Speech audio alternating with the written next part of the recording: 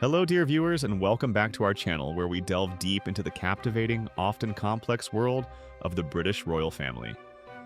Today, we confront a truly astonishing development, a story that has sent ripples of disquiet through the very heart of the monarchy, casting a long shadow over what many had hoped would be a momentous step towards reconciliation. We're discussing the latest and, frankly, quite dramatic turn of events concerning His Majesty King Charles III and his estranged son, Prince Harry, the Duke of Sussex. Before we unravel this intricate tapestry of royal intrigue and personal demands, please do take a moment to show your support by liking this video, sharing your thoughts in the comments below, and subscribing to our channel for more exclusive insights into the Windsors. Your engagement truly helps us continue bringing you these in-depth reports. For months, indeed for years, the narrative surrounding King Charles and Prince Harry has been one of palpable distance, of a chasm that seemed to widen with each passing statement and revelation. The public, and undoubtedly the family itself, has yearned for a genuine olive branch, a path back to some semblance of familial unity. Hopes had begun to tentatively blossom with the confirmed news that the Duke of Sussex was set to return to his homeland next week. This visit wasn't merely a casual trip across the Atlantic. It was specifically for the poignant and profoundly important Well Child Awards, an event deeply cherished by Prince Harry and one he has championed for many years, highlighting his enduring commitment to vulnerable children and their families. This impending visit carried an even greater weight of expectation. It was widely anticipated and indeed understood from various sources that this journey would finally pave the way for a long-awaited, face-to-face meeting between father and son. Imagine, if you will, the significance of such an encounter. It would mark a staggering 20 months since their last private conversation at Clarence House, a period of estrangement that has been painful to witness from afar and undoubtedly agonizing for those directly involved. The primary, unspoken objective of this reunion was clear: to finally, definitively, begin to mend the years-long, deeply entrenched royal rift that has so visibly fractured one of the world's most prominent families. The air was thick with cautious optimism. There was a pervasive sense that Prince Harry, in his desire to return to the UK for a cause so close to his heart, was also reaching out, demonstrating a profound desire for reconciliation, a yearning to bridge the divide that had grown so wide. The stage seemed set for a potentially healing dialogue, a moment where personal grievances might finally be laid aside in favor of familial duty and affection. However, as is often the case in the intricate dance of royal life, even the most hopeful prospects can be swiftly overshadowed by unforeseen complications. And this, dear viewers, is precisely where our story takes a truly astonishing and, for many, a deeply unsettling turn. Just days before this highly anticipated, emotionally charged meeting was slated to occur, a bombshell landed. According to the well-connected celebrity news reporter Rob Shutter, an alleged list of demands emanating from the Duke of Sussex himself has once again sent shockwaves throughout the palace.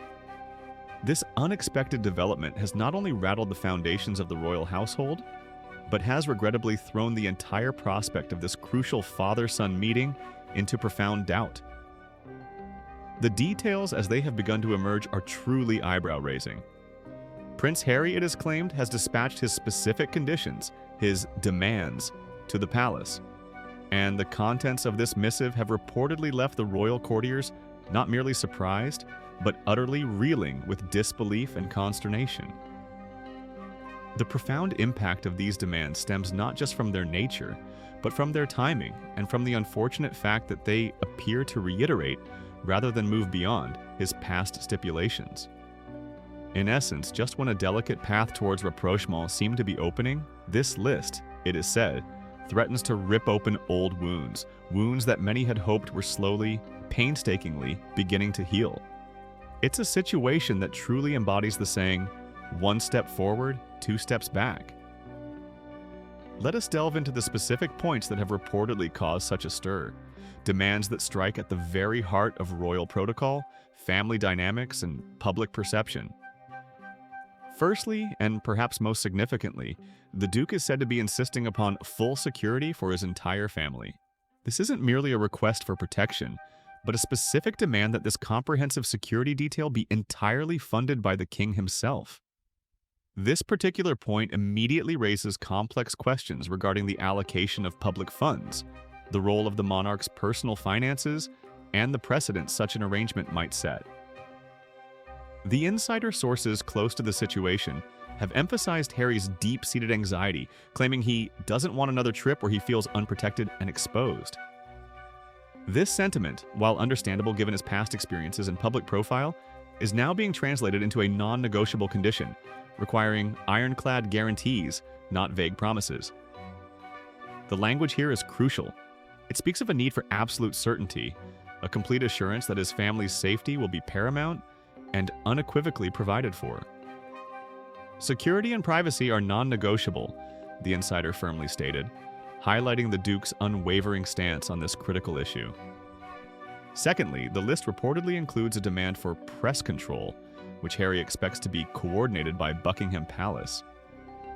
This particular stipulation touches upon one of the most contentious aspects of the Duke and Duchess of Sussex's journey within and outside the royal family, their often fraught relationship with the media. While the desire for a degree of control over one's public narrative is common, the insistence that Buckingham Palace actively coordinate this effort for a non-working royal couple presents a significant challenge. It raises questions about the palace's capacity to manage such a request, its impartiality, and the potential implications for other members of the royal family and their own interactions with the press. It's a demand that, if met, would fundamentally alter established practices and potentially draw the palace into a more active and perhaps controversial role in shaping the Sussex's public image. And thirdly, a point that has undoubtedly stirred the most intense debate, and, for many, encapsulates the perceived audacity of these demands. Prince Harry is reportedly insisting that his wife, Meghan, the Duchess of Sussex, be treated with the full respect accorded to an HRH, a Royal Highness, complete with bows and curtsies from all family members. This demand is particularly loaded given the history surrounding the Sussex's departure from royal duties and the subsequent public discussions regarding their titles and privileges. The insider explicitly detailed this, stating, "Harry insists Meghan must be treated as HRH. That means family member must show her the formal respect of bows and curtsies." For an audience steeped in royal tradition and protocol, this is a truly significant request. The formal bow or curtsy is not merely a gesture. It is a deeply embedded symbol of deference and respect within the hierarchical structure of the monarchy. To demand it for a member who has stepped back from senior royal duties and whose HRH status has been publicly clarified as not being used is seen by many as a direct challenge to established norms and potentially a reopening of past disagreements regarding status and recognition. The ramifications of these demands are already being felt. We understand that Prince William, the Prince of Wales and heir to the throne, is reportedly in vehement disagreement with these conditions. His reaction, described as strong and unwavering, is hardly surprising. Prince William is known for his deep respect for tradition, his commitment to the monarchy's institutions, and his understanding of the delicate balance required to maintain its public standing. These demands, particularly those concerning security funding and the treatment of Meghan's HRH status, would undoubtedly be seen by him as a direct challenge to the very fabric of the institution he is set to one day lead. The friction between the brothers has been well documented, and this latest development appears to only exacerbate an already strained relationship. In stark contrast, another source close to the royal household has painted a picture of King Charles as a monarch who, above all else, wants peace. After years of estrangement, after the public airing of grievances and the deeply personal revelations, the king's primary desire, it is understood, is simply to reconnect with his son. He yearns for a restoration of some form of familial harmony, a chance to mend what has been broken. One can only imagine the personal toll this ongoing rift has taken on His Majesty, especially as he navigates the early years of his reign and his own recent health challenges. His desire for a quiet, heartfelt reunion free from further controversy seems profoundly human. However, these newly presented demands now threaten to overshadow that very desire for peace. Instead of facilitating a smooth path to reconciliation, they risk blowing open old wounds once again. The carefully constructed, albeit fragile hopes for a quiet, constructive meeting are now in jeopardy, potentially casting a dark, foreboding cloud over what was meant to be a moment of tentative healing. The palace, it seems, finds itself in an unenviable position, caught between a yearning for familial unity and the unyielding nature of these specific and highly contentious stipulations. This situation, dear viewers, is more than just a family squabble. It has profound implications for the perception of the monarchy, for its ability to navigate personal crises in the public eye, and for the future relationships within the House of Windsor. Will King Charles accede to these demands in the pursuit of peace, potentially setting new precedents and facing public scrutiny? Or will the palace stand firm, risking further alienation and deepening the rift? The stakes could not be higher. The hopes for reconciliation, once glimmering, now hang by a very thin thread, poised precariously on the edge of further complication.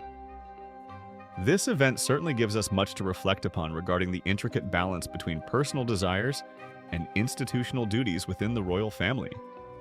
What are your thoughts on this latest development? Do you believe these demands are reasonable, or do they pose an insurmountable hurdle to reconciliation? How do you see this playing out for King Charles, Prince Harry, and the future of their relationship? Please share your opinions and insights in the comments section below. We always appreciate hearing from you. Don't forget to like this video, subscribe to our channel for more royal updates, and join us next time as we continue to explore the ever-evolving saga of the British monarchy. Thank you for watching, and we'll see you in our next broadcast.